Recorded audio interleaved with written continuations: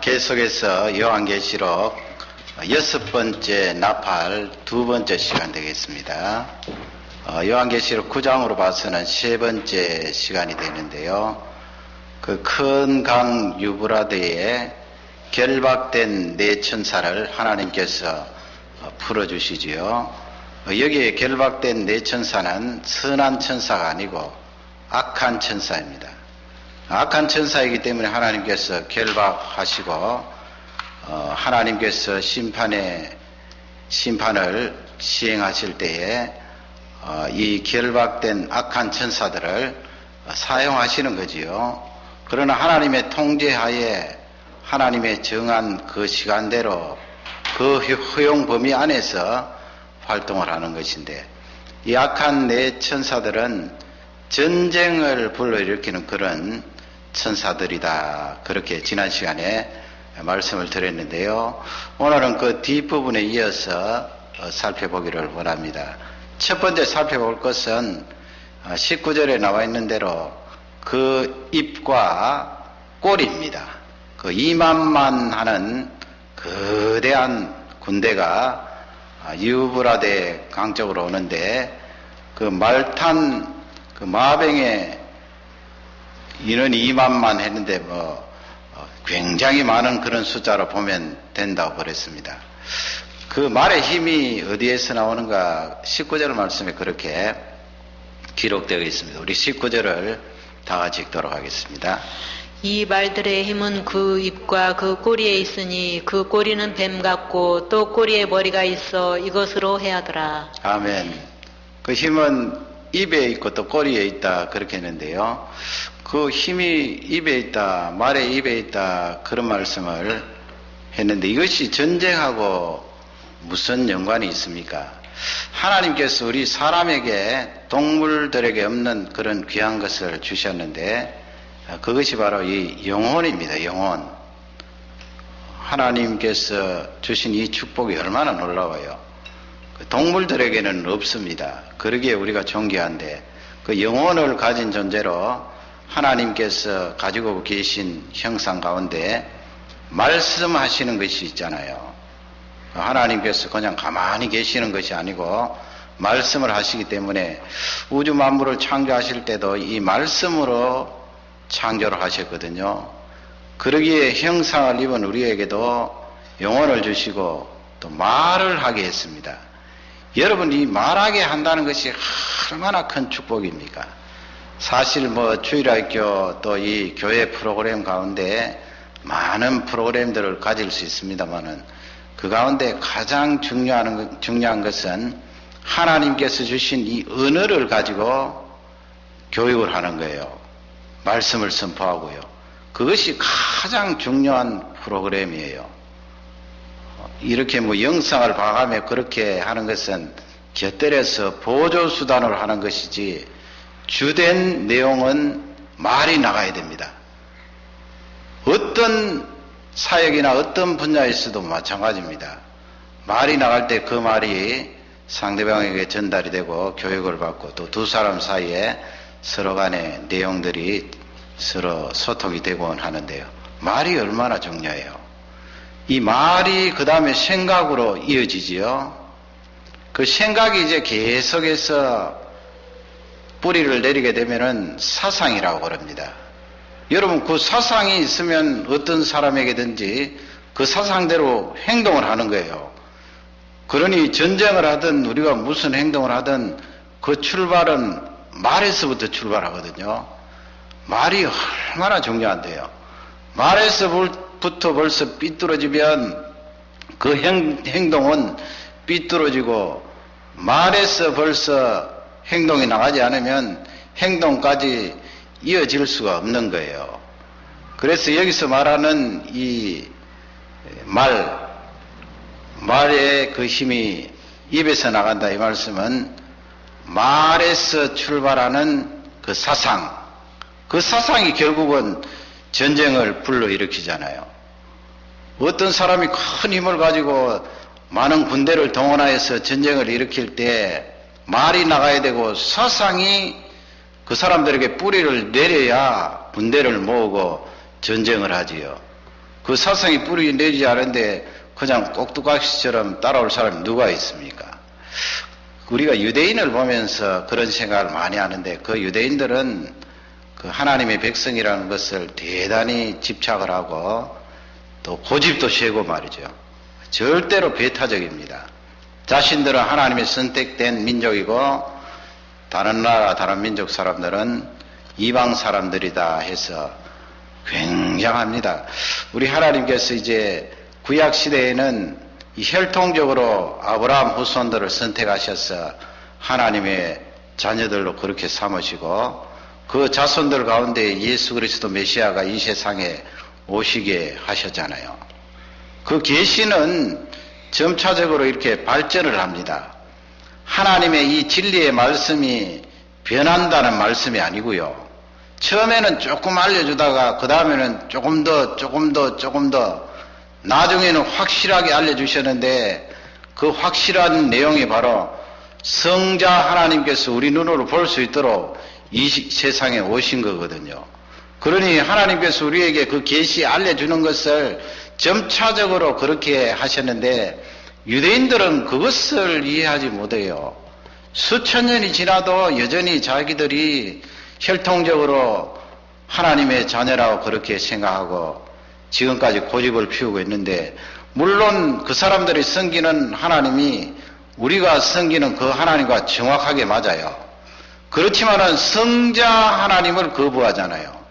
이 세상에 메시아로 오신 그분을 거부하기 때문에 반쪽이라고 보면 됩니다.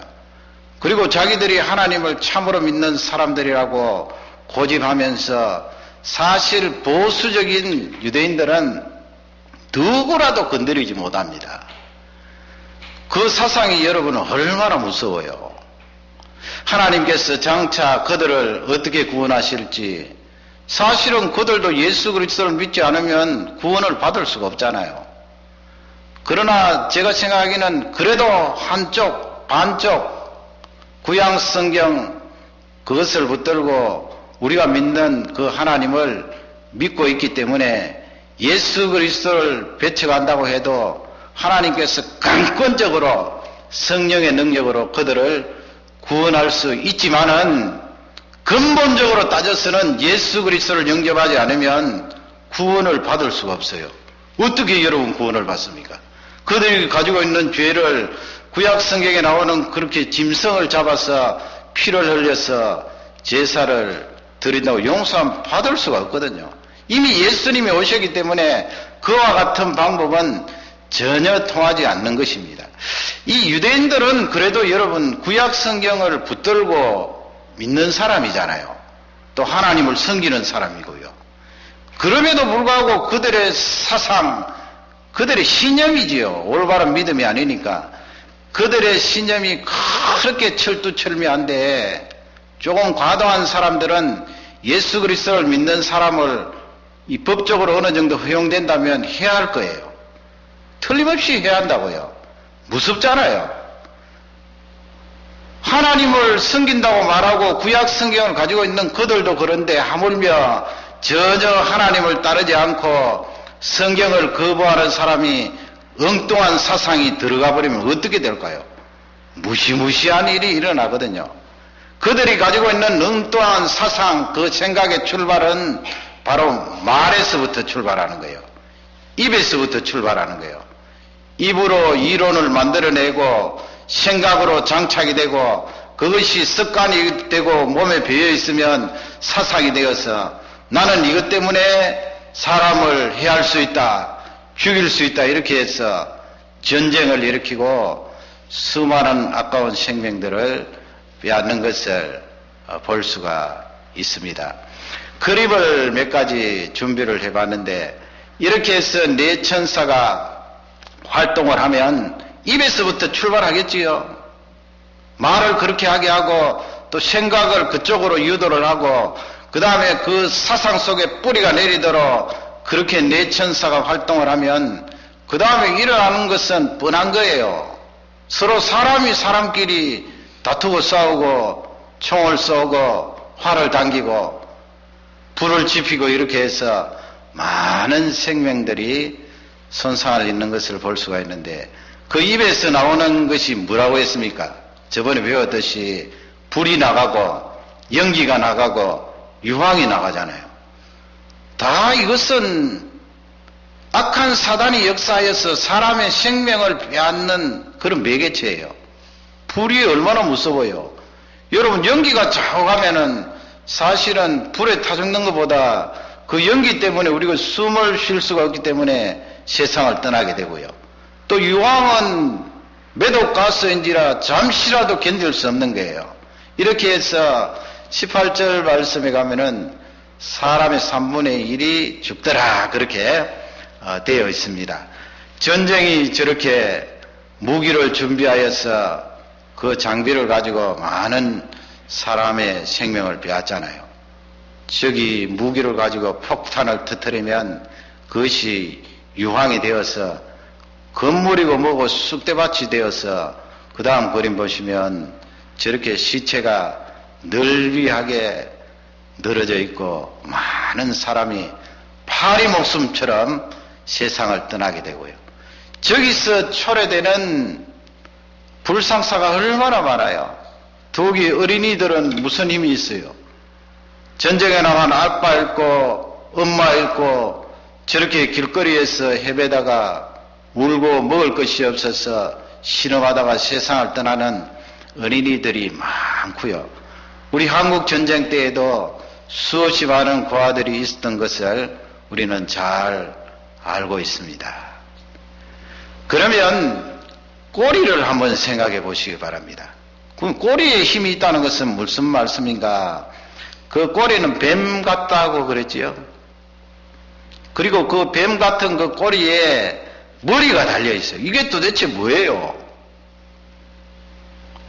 시골에 자랄 때 이렇게 보면은 특히 소를 가만히 관찰하면 뭐 다른 짐승들도 비슷합니다만 말이라든지 꼬리가 있잖아요. 꼬리. 그 꼬리곰탕 되게 맛있더라고요. 부드럽고 연한데 말이죠. 이 시골에 있으면 벌레들이 많잖아요. 파리 있고 모기 있고 뭐 또 소우리에 보면은 빈대도 많고요. 이가 많다고요. 그래서 이 짐승들도 가렸거든요. 가려울 때 이 소나 말들이 어떻게 끌을까요? 네 발을 가지고 끌습니까? 굽이 갈라진 그 발을 가지고 극적극적 끌나요? 아니에요. 가만히 보면은 파리가 앉아있으면 모기가 앉아있으면 꼬리를 가지고 찰쓱 때린다고요. 꼬리가 상당히 발라요. 꼬리가 어떻게 그렇게 정확하게 때리는지 찰싹찰싹 그렇게 때리는데 워낙 파리 모기가 빠르기 때문에 도망가는 녀석들이 많습니다만 어떨 때는 철썩 때려서 맞아서 떨어지는 파리도 있다고요. 꼬리. 요한 사도가 본 이 말들의 꼬리에 힘이 있는데 그 꼬리는 뱀 같다고 그랬으니까 여러분 이건 틀림없이 악한 역사를 말하는 거예요. 사단의 그 활동이나 역사를 말하는데 거기에 또 머리가 달린 건 뭐예요 도대체? 대개 꼬리라고 생각하면은 숨겨진 것 아니에요. 앞쪽에서 보면 뭐 꼬리가 보입니까? 감추어지고 숨겨진 걸 말해요. 사단의 정체, 뱀의 정체를 가만히 보면 앞쪽에 드러냅니까? 여러분 악한 영들이 한 사람에게 자리를 잡으려면 그 속이 더러워야 돼요. 또 어두워야 돼요. 생각이 부정적이고 늘 슬픔을 생각하고 부정적인 생각하고 망할 것 생각하고 절망 좌절 생각하고 그 속이 깜깜하게 어두우면 사단이 들어와서 자리를 잡는다고요. 왜 그렇습니까? 이 악한 영들은 감추기를 좋아해요. 속이기를 좋아하지요. 드러내기를 싫어해요. 그러므로 빛 대신 예수 그리스도 앞에 또 우리가 예수 그리스도의 빛으로 말미암아 그 빛을 반사할 때 이 악한 영들은 굉장히 놀라서 도망을 가는 거예요. 여러분 우리가 예수 그리스도를 믿고 있는데 만일에 무당들이 구슬하거나 점을 치는데 한번 가보세요. 아무 이야기 하지 않고 가보면 그 사람들 대부분 알아요. 그 사람들이 용하고 능력이 있는 것이 아니고요. 우리가 능력이 있다니까요. 무슨 능력이요? 예수 그리스도로 말미암아 가지고 있는 빛이 있어요. 그 빛이 그들 앞에 드러나기 때문에 그들은 꼼짝달싹도 하지 못하는 거예요. 줌을 칠 수 있나요? 구도를 할 수가 있나요? 악한 영이 와서 그렇게 하는데 악한 영이 움직일 수가 없잖아요. 그래서 이 꼴이라는 것은 악한 영들이 우리를 속이고 감추고 하는 그런 내용들을 말하고 있는데, 창세기 3장에 보면은 이 들짐승 가운데 뱀이 가장 강교하더라 그렇게 되어 있는데, 그 뱀 속에 들어간 사단을 말하지요. 사단이 여러분 하나님의 그 천사로서 얼마나 그 영리하게 하나님께서 만들었을까요? 그 상태에서 타락을 했으니까 하나님의 그 보좌를 넘다볼 정도로 지혜를 가지고 있으니까 얼마나 강교하겠어요. 그가 이제 감추고 숨겨서 뱀 속에 들어가서 그 동물 뱀을 이용한 거 아니에요.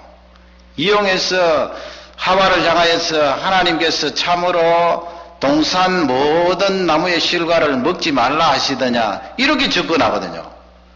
하나님은 그렇게 말씀하신 적이 없어요.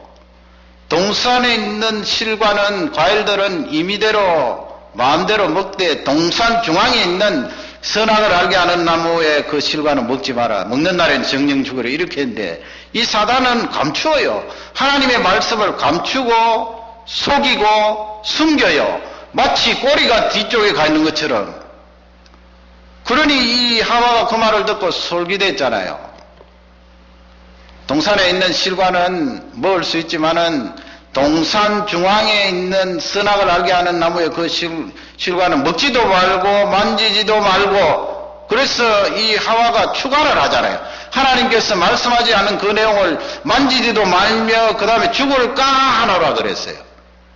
하나님은 정령 죽으리라 말씀했는데, 그러니까 사단이 자기 정체를 숨기고 하나님의 말씀을 가리면서 하와에게 바짝 다가가서 먹어도 괜찮다고 말하잖아요.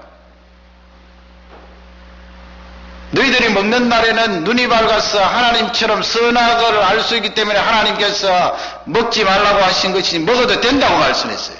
그래서 하와가 따먹는 건데, 사단이 숨기고 감추고 가리는 그 전술에 넘어간 거지요. 여자가 먼저 죄를 짓고 그 다음에 아담이 연달아 죄를 짓고 온 인류에 죄가 들어오고 저주가 들어오고 심지어는 바이러스에까지. 원래 하나님께서요, 과학자들이 이야기하는데 바이러스도 좋은 바이러스를 만들으셨어요. 그래서 요즘도 이 바이러스 가운데 어떤 바이러스는 암을 치료하는 바이러스를 연구한대요. 그러니 여러분 그것을 보면 원래 하나님이 바이러스를 만드실 때는 좋은 바이러스로 만들었는데 이 좋은 바이러스까지 저주를 받아서 말이죠. 인간들의 죄 때문에 땅도 저주를 받고 우주도 저주를 받고 다 저주를 받아서 가시를 내고 농사를 내도 생각대로 안 되고 일기가 달라지고 이런 엄청난 변화가 일어나는데, 그 출발은 이 사단이 꼬리를 흔들었는데 그 정체를 보면 용이고 악한 영이고, 또 그 악한 영이 해롭게 하더라 그렇게 되어 있지 않습니까?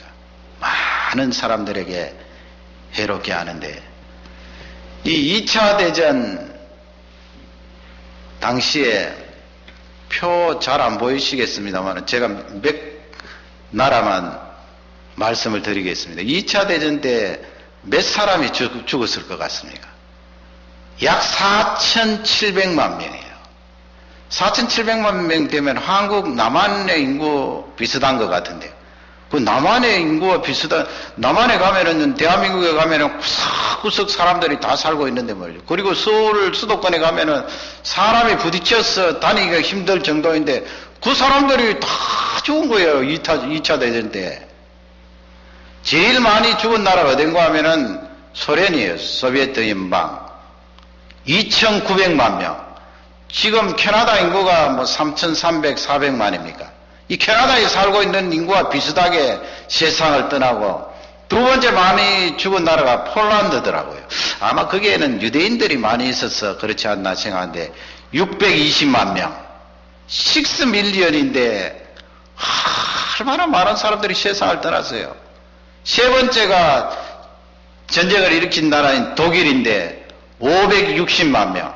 네 번째가 유고슬로비아인데 160만 명. 그리고 연합군을 이렇게 보니까 연합군은 그래도 프랑스라든지 그렇게 많이 죽지는 않았더라고요. 100만 대로 내려오던데.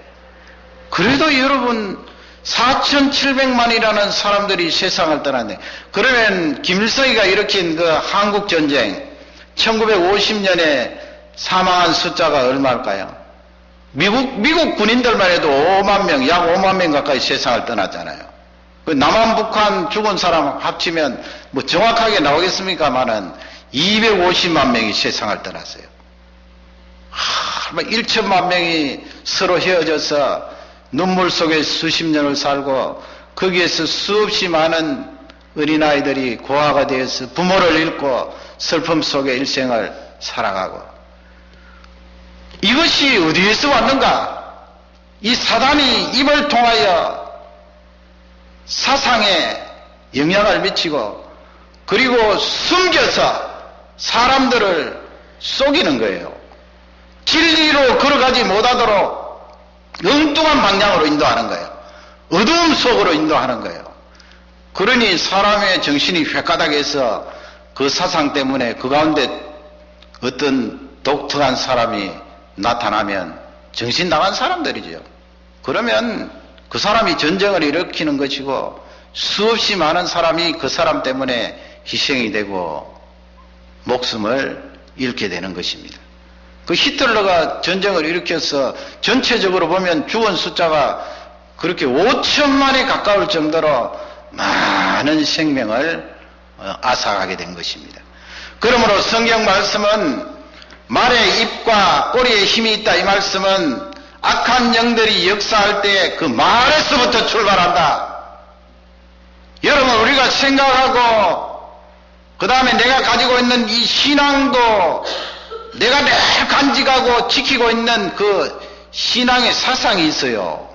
그것도 하나님 말씀대로 정확하게 바로 들었어야 되지. 엉뚱한 신앙을 가지고 있으면 비딱하게 되어서 사단이 이러라 그러면 이러고 저러라 그러면 저러고 왔다 갔다 하다가 많은 사람들에게 해롭게 하는 그런 일들이 일어날 수 있다는 말씀입니다. 이것을 성경이 우리에게 알려주고 있습니다. 두 번째 살펴볼 것은 그래도 회개하지 않는다는 거예요. 성경이 주시는 말씀은 그 말씀이에요. 20절 말씀을 우리 다 같이 읽도록 하겠습니다. 20절입니다.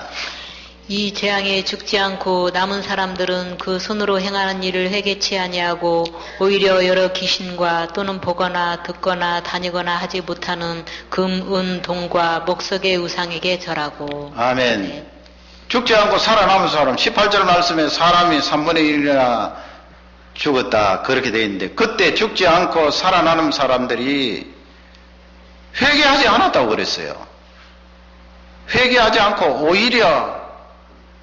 오히려 우상을 섬겼어요. 귀신을 섬기고 말이죠. 그러니 이 결박된 내천사 악한 영들이 얼마나 좋아할까요? 자기들의 계획대로 생각대로 그렇게 사람들이 서로 죽이고 서로 생명을 빼앗고, 그리고 살아나는 사람이 여전히 하나님 앞에 회개하지 않고 귀신들을 섬기고, 거기 이 우상을 말씀하고 있잖아요. 우상을 섬기는데 이 우상이 어디 볼 수가 있나요? 들을 수가 있나요? 걸어 다닐 수가 있나요? 사람들이 그런 금이나 은이나 동이나 돌이나 나무를 깎아서 만든 그것을 섬기고 절하더라. 그렇게 20절 말씀에 되어 있는데, 그 가나안의 우상 가운데 아스타롯이라고 하는 우상을 하나 저렇게 뽑아 봤습니다. 저렇게 이 아스타롯은 여자 우상인데 가나안 땅에 팽배했던 것을 볼 수가 있습니다. 고대부터 저렇게 우상이 많이 성행을 했어요. 이 우상에 대해서 이제 하나님께서 신명기 4장 28절에 보면 모세를 통하여 이스라엘 백성들에게 신신당부하고 있는 내용이 너희들이 그렇게 할 것이다 하시면서 예언적으로 나가는 말씀이 있어요. 신명기 4장 28절을 다 같이 읽겠습니다. 너희는 거기서 사람의 손으로 만든 바 보지도 못하며 듣지도 못하며 먹지도 못하며 냄새도 맡지 못하는 목석의 신들을 섬기리라. 예, 섬기리라 그렇게 되어 있는데 워낙 가나안 땅에 우상이 많으니까 하나님께서 철저히 당부하면서 정신 바짝 차리라고 그렇게 예언적인 말씀을 이스라엘 백성들에게 주셨는데 그 예언대로 이스라엘 백성들이 다 우상 섬기고 타락을 하게 되지요. 대표적인 우상은 가나안 우상이 아닙니다만은 그림을 제가 하나 뽑아봤습니다. 그 우상이 사람들이 깎아서 만든 그런 조각품인데 말이죠. 우리 사람들이 얼마나 어리석어요. 그 우상이 볼 수가 있나요? 들을 수가 있나요? 먹을 수가 있나요? 냄새를 맡을 수가 있나요? 아무것도 하지 못해요. 그 앞에 가서 엎드리고 절하고 살려주십시오, 기도를 들어주십시오 하는데 그 우상이 무슨 기도를 듣고 응답을 합니까? 온다면 악한 영이 와서 엉뚱한 짓을 하겠지요. 그 다음에 예레미야 1장 16절에 보면은 유다 백성들을 향하여서, 그 유다 백성은 다윗의 후손으로서 왕통을 지키면서 그래도 하나님 백성으로 자기 자리를 찾아서 살려고 하는 사람들이 많은데 말이죠. 그래도 이 유다 백성들도 다 우상 섬기고 하나님 떠나니까 하나님께서 탄식을 하시는 거예요. 1장 16절을 다 같이 읽겠습니다. 무리가 나를 버리고 다른 신들에게 분향하며 자기 손으로 만든 것에 절하였은즉 내가 나의 심판을 베풀어 그들의 모든 죄악을 징계하리라. 아멘. 심판, 그 다음에 재앙이 나옵니다. 저기 이제 우상을 보면은 다니엘 시대 때 만들었던 금신상인데 바벨론 나라에서 저렇게 큰 금신상을 만들어서 이 느부갓네살 임금님이 자신의 권력을 유지하기 위한 그런 수단과 방법이지요. 저런 우상을 통하여서 저런 금신상에 만들어졌던 것을 볼 수 있고요. 그 다음에 그림을 보면은 미국에 가시면 여러분 뉴욕에 가봤더니 야 크더라고요. 자유의 여신상. 그 미국이라는 나라가 청교도의 정신으로 신앙을 뿌리를 내리고 출발한 그런 나라인데 왜 거기에다가 자유의 여신상, 남의 나라에 대해서 이러쿵 저러쿵 이야기해서 안 됐습니다만은 자유의 여신상, 그 여신이 미국의 자유를 지켜줍니까? 그렇게 나가면 안 되거든요. 어쩔 수 없이 그렇게 만들어서 세웠다고 하지만은 저번에 9.11 사태 일어날 때 얼마 전에 제가 잠깐 그 동영상을 봤는데 참 무섭더라고요. 100층이 넘는 그 쌍둥이 빌딩이 하나는 1시간 만에 하나는 2시간 만에 확 무너지는데 그 먼지가 쫙 퍼지는데 구름처럼 수천 명의 사람이 죽었잖아요. 그 맨하탄에서 가깝다고요. 자유의 여신상이 있는 그곳이. 하나님의 섭리가, 허용하신 섭리가 거기에 있지만은 어떻게 해서 자유의 여신상이 가까이 그렇게 있는데 지켜줄 수 없나요? 우리 하나님은요 철저히 우상을 싫어하세요. 하나님을 우리의 중심에 가장 중요한데 올려놓으셔야 돼요. 여러분 우리가 예수 그리스도를 믿는데 눈에 보이는 우상을 섬기겠습니까? 그러나 이 말세가 되면 우리 속에 내가 하나님보다 더 비중을 두는 그런 우상이 들어올 수 있다는 거예요. 들어올 수 있잖아요. 미국도 그렇게 신앙적으로 출발하여서 계속해서 내려오고 있는데 어느 사이인가 모르게 그렇게 우상이 들어오고 미국을 지켜주는 자유를 수호해주는 여신이 왜 말입니까 여러분? 9.11이 일어날 때 많은 사람들이 교회로 돌아오고 회개하는 부흥운동이 어느 정도는 일어났습니다만 또 사람들은 마찬가지예요. 한 10년 지나면 또 옛날로 돌아가고 타락하고. 지금 말씀 보세요.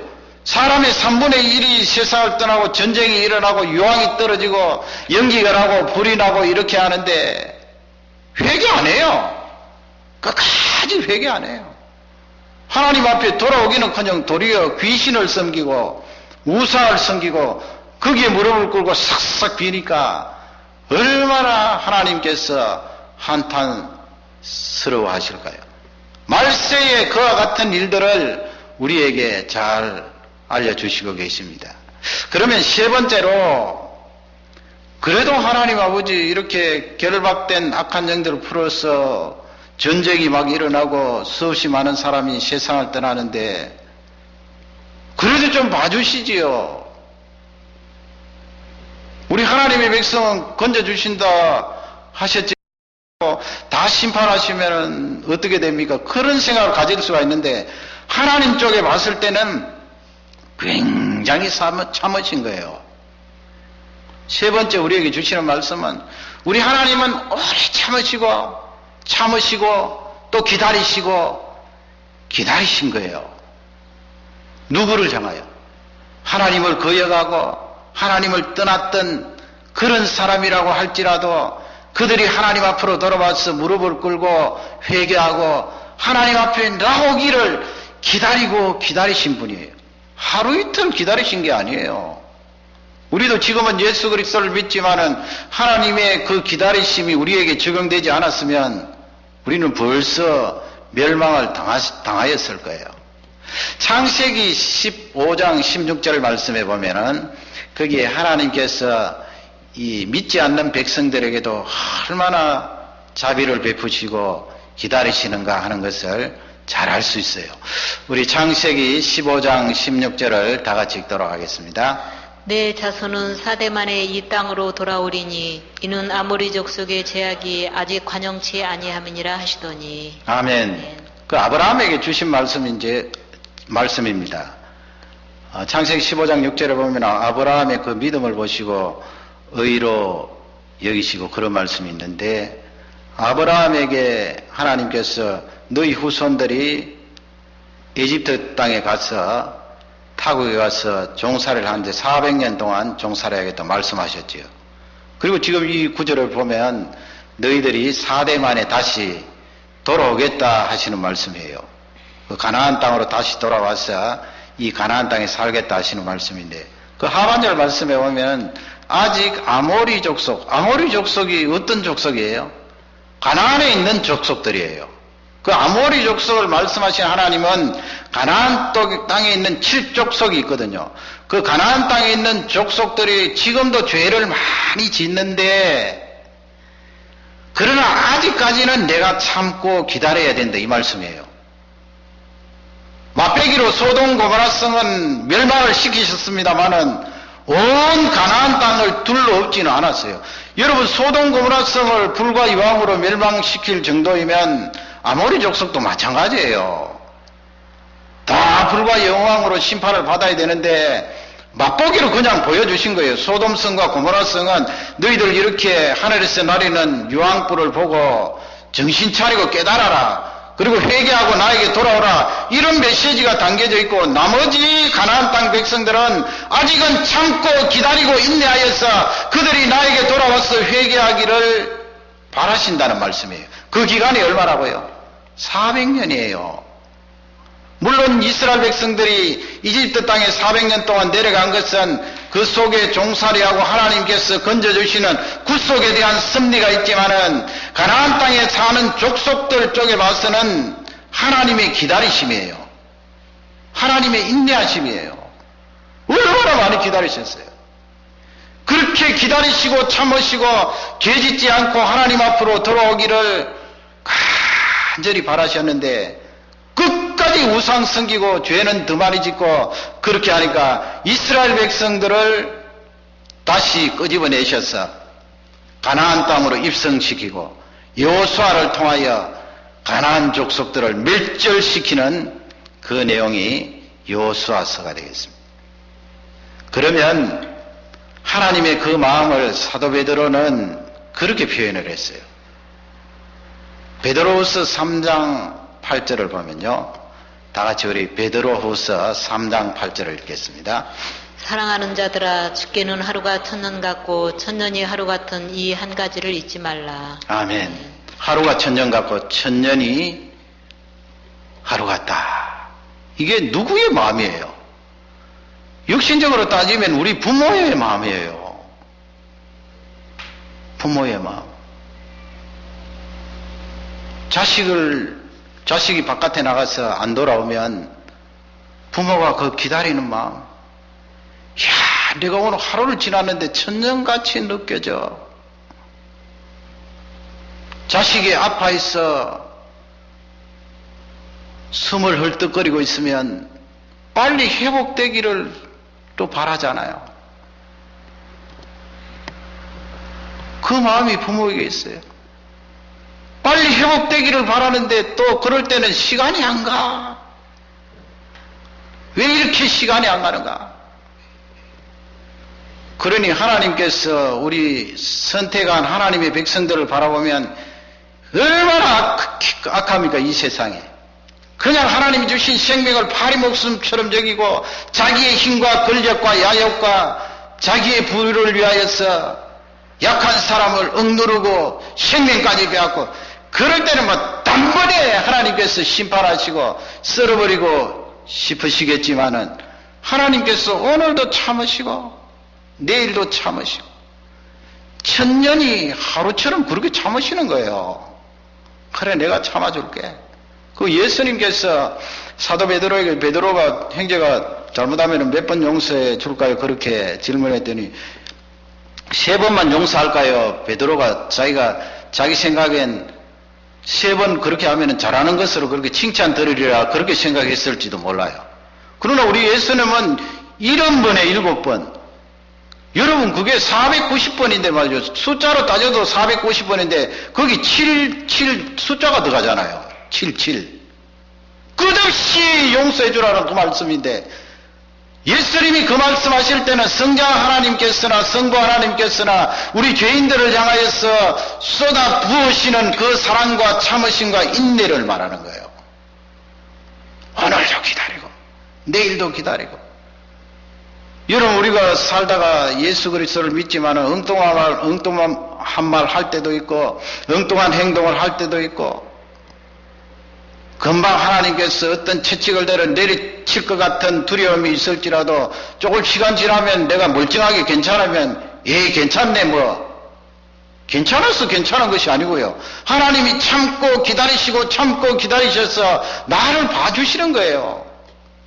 그리고 우리 하나님 백성들 뿐만 아니고 아직 하나님 앞으로 돌아오지 않은 수없이 많은 영혼들을 위하여 하나님께서 참고 기다리시고 예수 그리스도의 재림도 조금 미뤄놓으시고 그렇게 기다리시는데 끝까지 나가는 거예요. 우리 인생이 맛배기로 보여주는 그런 재앙까지도 싹 입다가 버리고 무시해버리고 더욱더 귀신을 향하여 귀신 섬기고 우상 섬기고 자기 쾌락을 위하여 살고 그쪽으로 나가니 하나님께서 종국에 가서는 예수 그리스도 재림 전에 심판을 하시는 거예요. 그때 심판하시면 이미 때가 늦은 거예요. 하나님을 향하여 우리가 하나님 아버지 이 심판을 거둘 수는 없나요? 그게 아니고 하나님은 참을 대로 참으신 거예요. 그분이 기다리셔서 참으셔서 우리는 그 속에 구원함을 받고 끝까지 기다리시면서 많은 백성들이 돌아오기를 바라시는 그 하나님을 찬양합니다. 그 하나님은 우리의 주인이시여 우리의 창조주시여 우리의 생명의 근본이십니다. 그분을 의지하고 바라볼 때 우리 인생은 윤택하고 늘 기쁨으로 승리할 수 있는 줄 확신합니다. 다 같이 기도하겠습니다.